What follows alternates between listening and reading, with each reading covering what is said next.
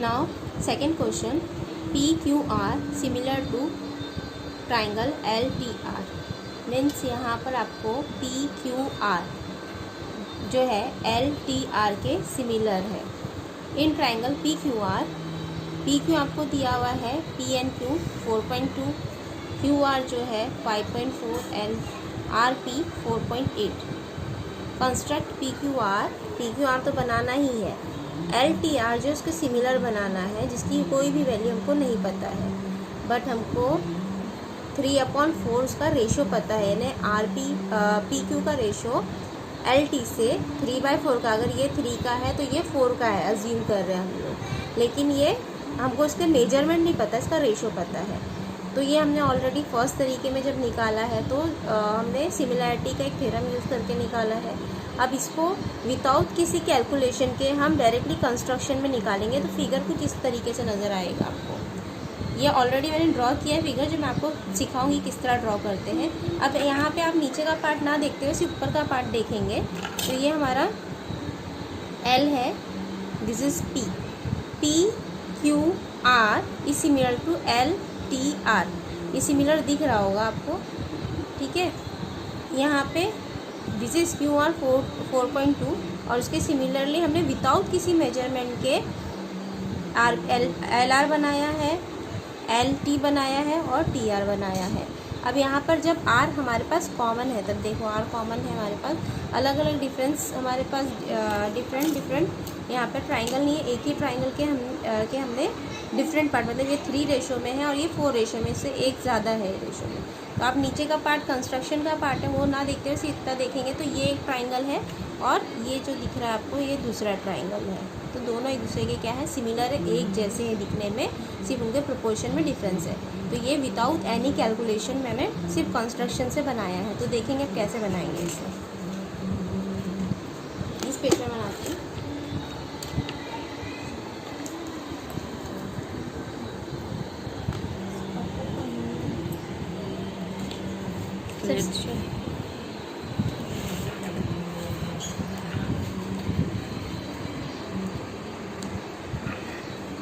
यहाँ पर पहले हम लेंगे 4.8 का, हमको आरपी चाहिए, तो मैं यहाँ पर 4.8 का क्या ले रही हूँ, आरपी ले रही हूँ। 4 ये 4.5 6 7 8 ये मैंने ले लिया आर और पी 4.8 सेंटीमीटर, ठीक है। अब इसके बाद हमको 4.4 क्या लेना है,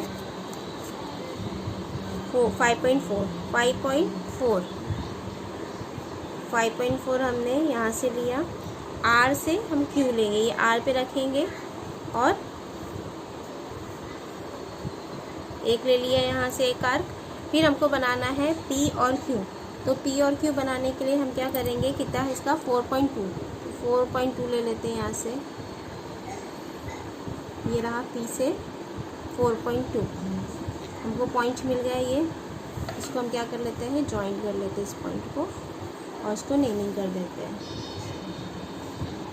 ये थोड़ी ब्लंट हो गई है पेंसिल, तो आप थोड़ी शार्प पेंसिल यूज़ करिए। 5.4 सेंटीमीटर,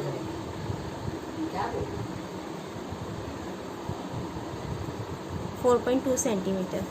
अब इसके बाद यहाँ से ये इमेजिनरी ये पार्ट तो हमारा फर्स्ट पार्ट हो गया, पी क्यू आर हमारा ड्रॉ हो गया है। अब इसके सिमिलर हमको बनाना है क्या, एल टी आर, जो इसके सिमिलर बनेगा, और आर जो दोनों में कॉमन है। तो हम किस तरह लेंगे, आर कॉमन है पॉइंट, तो आर से ही हम क्या करते हैं, एक लाइन ड्रॉ करते हैं। इसका कोई मैंने मेजरमेंट नहीं लिया, एज इट इज़ मैंने ड्रॉ कर दिया। अब मुझे पता है कि अगर पी क्यू 3 है तो एल टी क्या है, 4 है, तो 3 वाला पार्ट तो मुझे मिल गया है, कितना 4 वाला पार्ट चाहिए, तो मुझे इसके 4 पार्ट्स करने पड़ेंगे। तो कोई भी एक कॉमन मेजरमेंट ले लेंगे। सपोज़ मैं यहाँ पे 2 सेंटीमीटर ले लेती हूँ,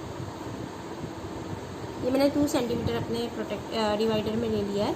अब इसको मैं इस तरीके से एक के ऊपर एक करके जहाँ पॉइंट मिला उसी पॉइंट पे रख के नेक्स्ट पॉइंट बनाना है, ड्रॉ करना है, ठीक है। ध्यान से करें, अगर यहाँ पे मिस्टेक हो गई तो आगे का कंस्ट्रक्शन रॉन्ग हो जाएगा। इसको नेम दे देते हैं, ये जो हमारा पॉइंट्स मिले हैं R1, R2, R3 and R4। अब R3 तो मुझे पता है किसका पार्ट है, वो PQR वाले ट्राइंगल का पार्ट है, तो इस R3 को मैं PQR से ही मिला देती हूँ। ठीक है, अब मुझे दूसरा पार्ट क्या करना है कि मुझे थोड़ा थोड़ा ये जो डिस्टेंस है ना, यहाँ पे मैंने थोड़ा ऑलरेडी आगे रखा था, यहाँ से भी थोड़ा आगे रख रही हूँ और इसको भी थोड़ा आगे करके रख रही हूँ ऑलरेडी, क्योंकि मुझे पता है कि आगे मिलने वाला है, क्योंकि LT जो है R का ही पॉइंट है और इससे 4 पॉइंट, ये 3 है तो वो 4 है, तो ये थोड़ा सा ज़्यादा मिलेगा इससे। तो अब यहाँ पे क्या करेंगे, ट्रिकी काम यहाँ पे शुरू होता है कि हमको विदाउट किसी कैलकुलेशन के इक्वल मेजर लाना है, मतलब इनका एंगल, सिमिलर ट्राइंगल के एंगल भी सिमिलर होते हैं, तो एंगल में भी डिफरेंस नहीं आना चाहिए। तो एंगल सेम लेने के लिए क्या करेंगे, मैंने इस पॉइंट पे रखा, इस पॉइंट पे रखकर मैं क्या करती हूँ, कोई भी एक अंदाजे से मैंने ये लिया इस तरीके से और इस तरह ड्रॉ कर लिया। अब ये मुझे डिस्टर्ब नहीं करना है, इस यहीं से उठा के मैंने इधर रख दिया और इस तरीके से यहाँ से भी ड्रॉ कर दिया। ठीक है, अब ऊपर वाला डिस्टेंस ये देखेंगे, ये कहाँ, ये जहाँ पे मुझे पॉइंट मिला ना उस पॉइंट पे रखेंगे और ये इस लाइन को कहाँ पे टच कर रहा है, यहाँ पे टच कर रहा है। अब इसको ऐसे ही उठाना है, यहाँ देखना, ये लाइन मुझे मिली है, इस लाइन को कहाँ टच कर रहा है, यहाँ पे टच कर रहा है। कैसे किया मैंने, पहले इस लाइन पे, इस पॉइंट पे रखा और अंदाजे से लिया, वो डिस्टेंस को मैंने वैसे ही रखते हुए नीचे वाले पॉइंट पे भी कट कर दिया, तो मुझे एक पॉइंट यहाँ मिल गया, दिस पॉइंट, एक ये पॉइंट मिला और एक ये पॉइंट मिला। अब मैंने क्या किया, पहले ये पॉइंट का नाप लिया कि ये जो है डिस्टेंस मेजर किया कि कहाँ तक है ये डिस्टेंस, और इसको भी डिस्टर्ब ना करते हुए उठा के यहाँ पे रखा। अब यहाँ तो मुझे डिस्टेंस नहीं पता था, मैंने कट कर दिया, मुझे ये डिस्टेंस इक्वल लेना है इसलिए। अब ये पॉइंट मिल गया मुझे, तो इस पॉइंट और इस पॉइंट को पास करते मुझे इस लाइन तक जाना है।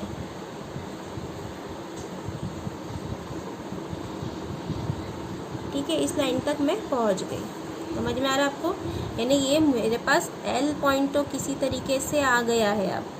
अब मुझे यहाँ पे T पॉइंट की भी ज़रूरत है, तो T पॉइंट पे जाने के लिए मैं क्या करूँगी, फिर से वही ट्रिक यूज़ आजमाऊँगी कि मुझे P का जितना एंगल है उतना L पे भी चाहिए। जैसे मुझे यहाँ पे जितना एंगल था उतना मैंने यहाँ पे भी लिया, वैसे ही P का जितना एंगल है उतना मुझे L पे भी चाहिए, क्योंकि सिमिलर एंगल्स ट्राइंगल के एंगल्स है।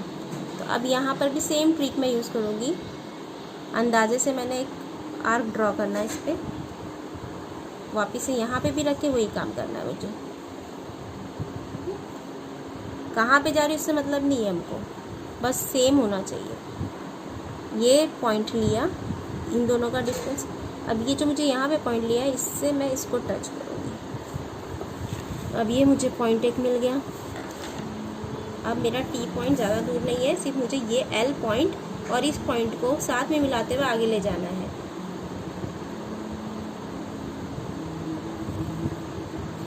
देखिए कितनी आसानी से मुझे यहाँ पे स्केल से ड्रॉ कर लो आगे तक।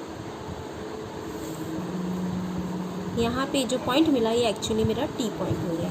आप देखो कितना प्रॉपरली ये एकदम सिमिलर ट्राइंगल बना। अगर आप नीचे से भी देखो तो ये भी एक दूसरे के सिमिलर दिख रहे हैं ना, ये similar to this similar to this, सिर्फ उनके डिस्टेंस में फ़र्क होगा, लेकिन उनके मेजरमेंट में एंगल में कोई फ़र्क नहीं होगा। एंगल आप चाहो तो नाप कर भी देख सकते हो, यहाँ पर 73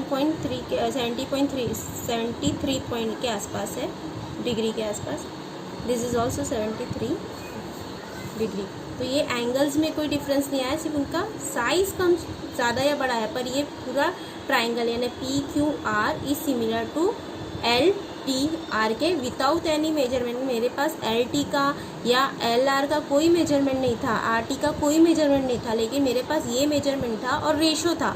तो रेशो को यूज़ करते हुए मैंने कंस्ट्रक्ट करके ही क्या कर दिया, ये ड्रॉ कर दिया। तो ये आपको 4 मार्क्स के लिए भी आता है।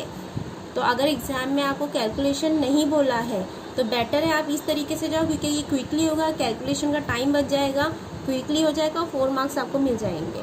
तो वो मेथड आपको अगर ऐसा लग रहा है कि इजी है तो आप उससे कर सकते हो, लेकिन मेरे हिसाब से अगर आपको टाइम बचाना है एग्ज़ाम में तो आप इस मेथड पे, अगर पूछा नहीं है कोई कौन से मेथड से करो, तो बेटर है ये मेथड यूज़ करो।